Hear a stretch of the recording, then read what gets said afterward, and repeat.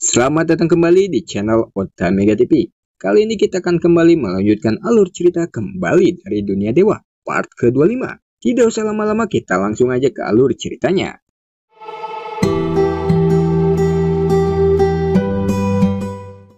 Di part sebelumnya, King bersama yang lainnya tiba di puncak Merak, menaiki perahu langit yang dia rebut dari Hong Yi, yang merupakan salah satu dari 8 keluarga besar di Yingzhou. King yang merasakan aura kekuatan Kongro telah berubah lebih kuat. Dia bilang, tidak hanya basis kultivasimu telah pulih, pasti ingatanmu telah kembali.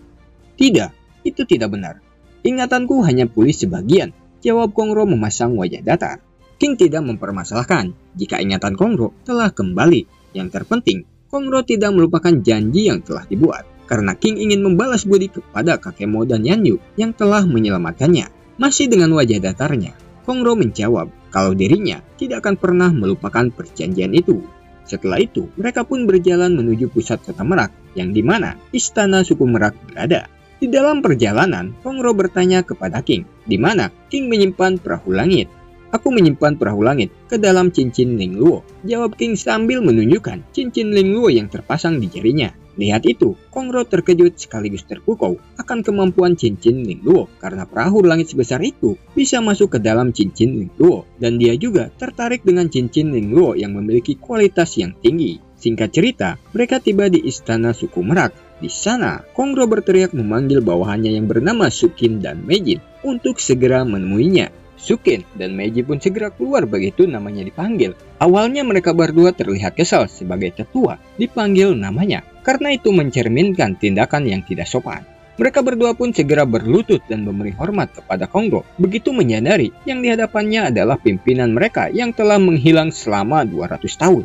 Kemudian Kongro meminta Sukin dan Meiji untuk menyiapkan pesta perjamuan untuk menyambut King dan yang lainnya sebagai tamu kehormatan suku Merak, dan juga menyiapkan ruangan untuk Kakemo dan Yanyu karena mereka akan tinggal di sana dalam waktu yang lama. Karena telah mengantarkan Kongro kembali ke suku Merak, King langsung izin pamit kepada Kongro, namun Kongro menghentikannya, memintanya untuk tinggal beberapa hari beralasan agar dirinya bisa membalas budi karena telah mengantarkan kembali ke suku Merak dalam keadaan selamat. Dan Yanyu yang tidak ingin ditinggalkan King, dia juga meminta King untuk tidak pergi. Mendengar itu, King mengurungkan niatnya dan mengatakan, kalau begitu, aku akan tinggal 3 hari lagi.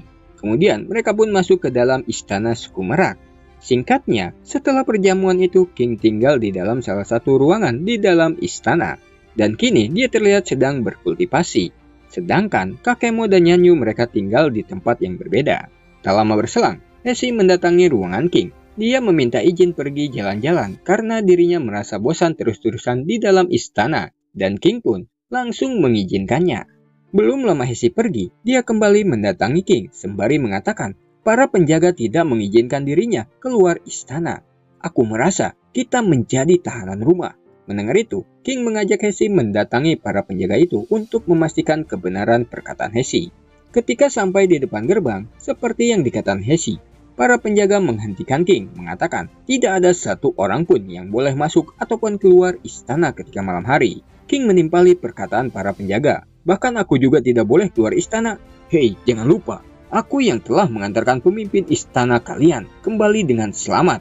Tiba-tiba seseorang datang mengatakan, maaf Tuan Muda, akhir-akhir ini kota Merak sedang tidak aman.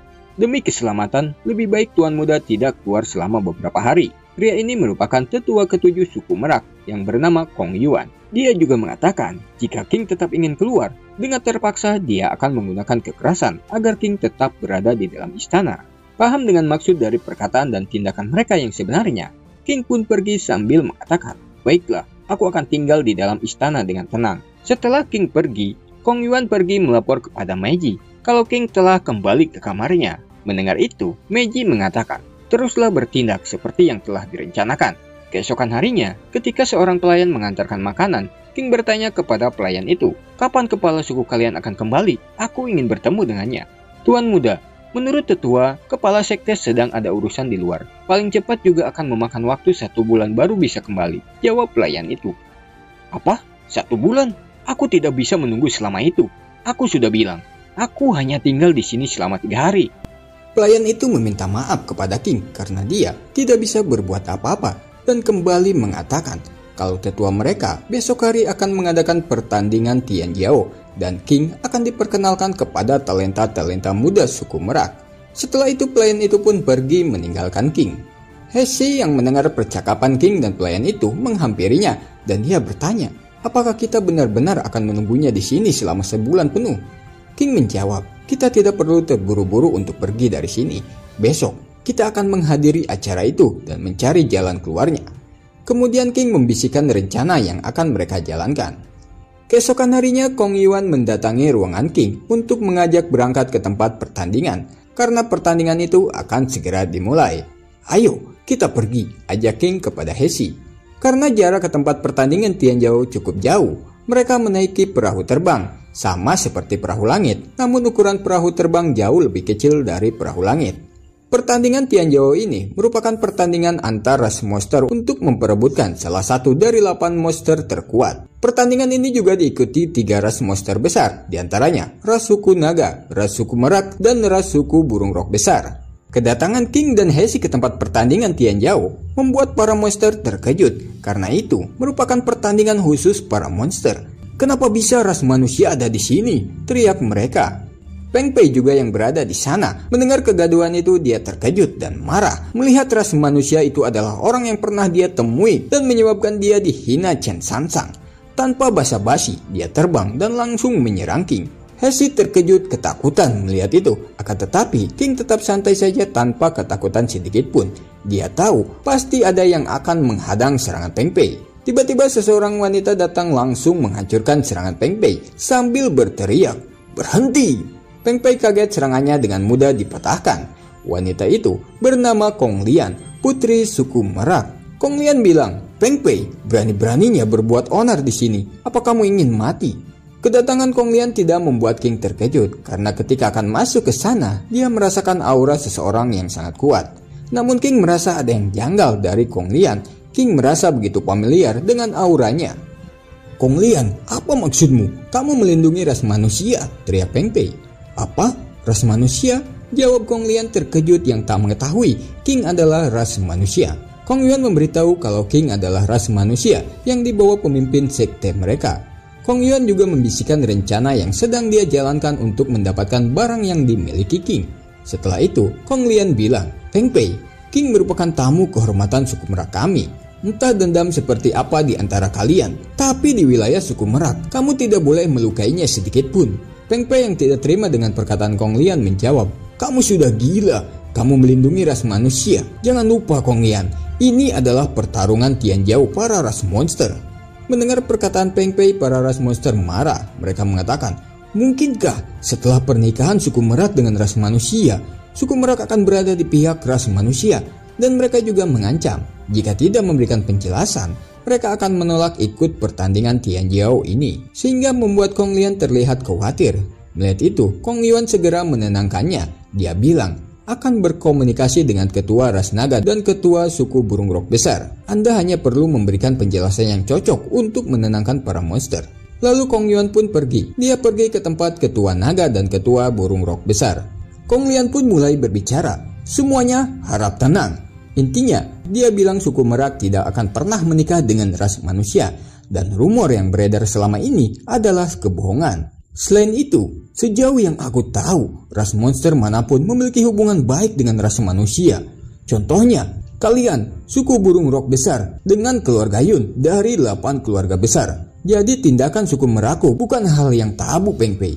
Kamu jangan memfitnahku dengan bukti yang tidak jelas. Mendengar itu Peng Pei semakin marah. Tapi ayahnya yang merupakan ketua suku burung rok besar segera menghentikannya agar pertandingan Tianjiao ini tidak tertunda lagi.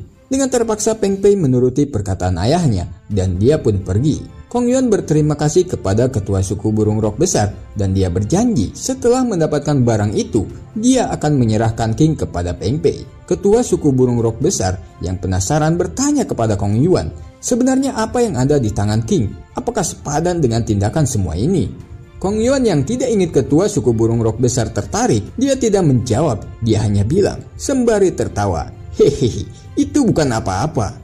Setelah itu, mereka bertiga yang merupakan perwakilan dari 3 ras monster besar berdiri di atas lapangan pertandingan, menjelaskan peraturan pertandingan Tianjiao.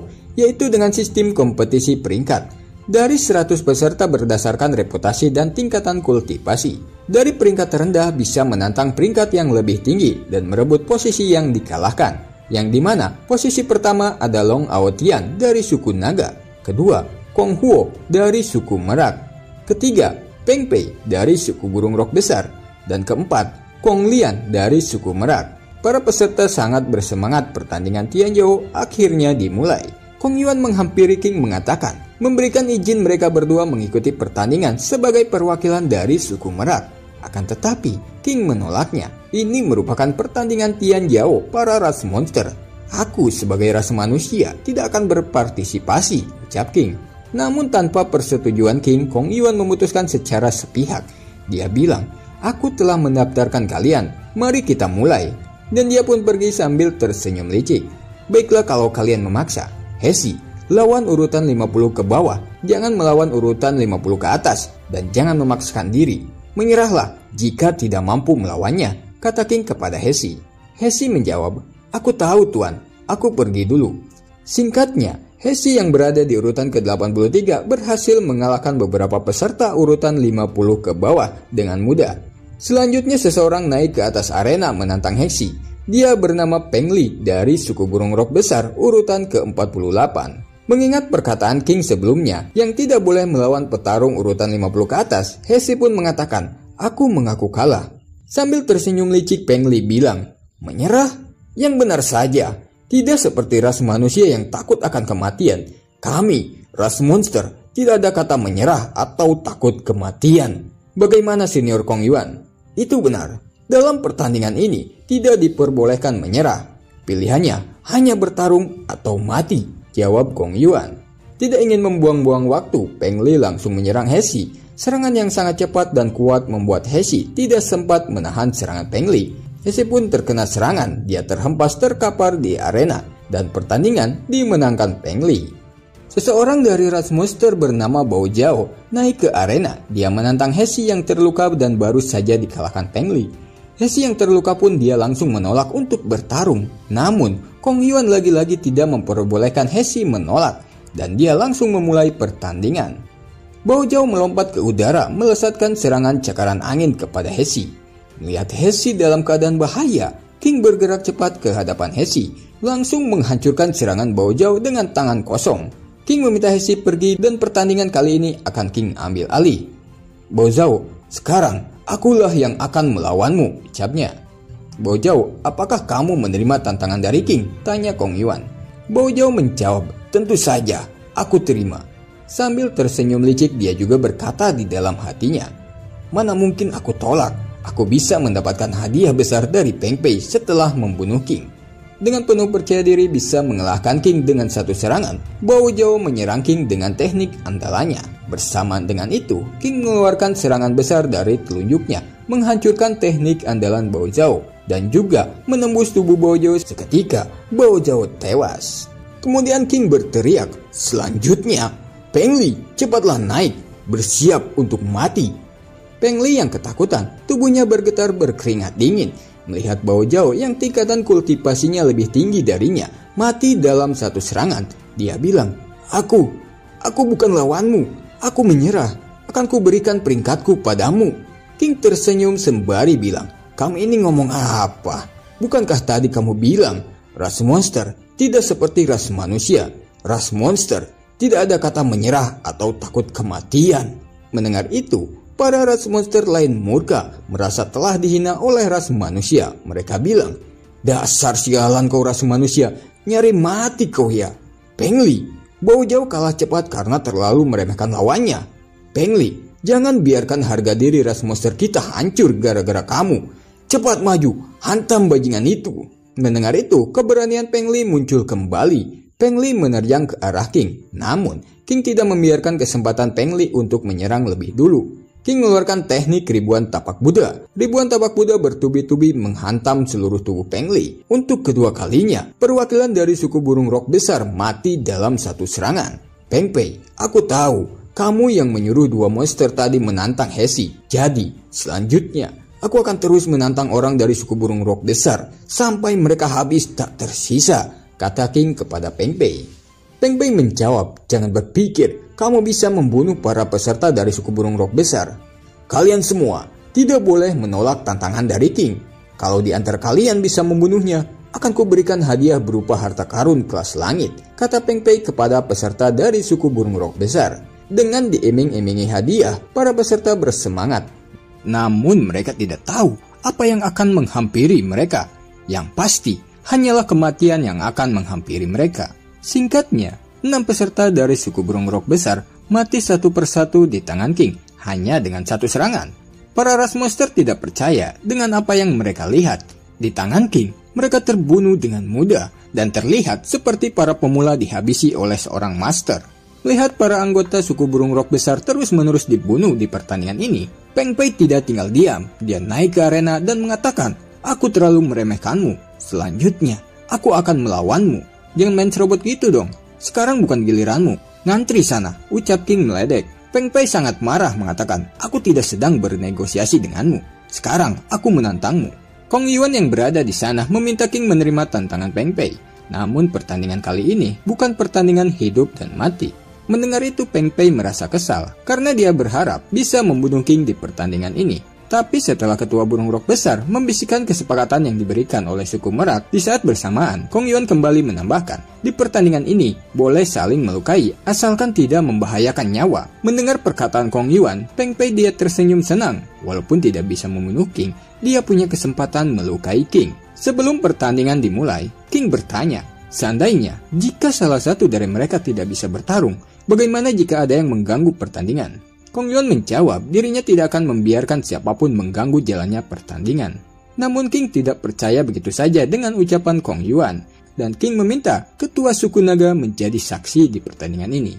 King yakin ketua suku naga mau menjadi saksi karena dari awal mereka terlihat netral dan pasti mereka menginginkan pertandingan yang adil. Ketua naga yang penasaran bagaimana King mengalahkan Peng Pei, dia pun menyetujui permintaan King. Dia juga bilang siapapun yang mengacaukan pertandingan ini akan menjadi musuh suku naga. Tak lama kemudian, pertandingan pun dimulai. Peng Pei menyerang King, tapi dengan mudahnya King mengimbangi kecepatan dan kekuatan Peng Pei. Setiap serangan Peng Pei mampu ditahan King. Para ras monster yang menyaksikan mereka begitu kaget. Mereka benar-benar tak menyangka King mampu mengimbangi kecepatan dan kekuatan Peng Pei. Yang awalnya mereka mengira Peng Pei akan unggul. Karena serangannya terus-menerus mampu ditahan King, kali ini Peng Pei mengeluarkan teknik andalannya. King juga tidak tinggal diam, segera mengeluarkan busur panahnya dan langsung menembakkan anak panahnya, melesat mengenai Peng Pei dan terjadilah sebuah ledakan besar, sehingga asap menutupi seluruh arena pertandingan. Setelah semua asap menghilang, terlihat Peng Pei berlutut di hadapan King dengan penuh luka. Kemudian King menendangnya hingga dia terkapar, lalu membenamkannya ke arena pertandingan hingga arena itu hancur berkeping-keping. Dan Peng Pei berteriak kencang kesakitan dan muntah darah. Melihat itu ketua burung rok besar bergerak cepat untuk menyelamatkan Peng Pei. Namun ketua suku naga segera menghalanginya, seperti yang sudah dia sepakati dengan King.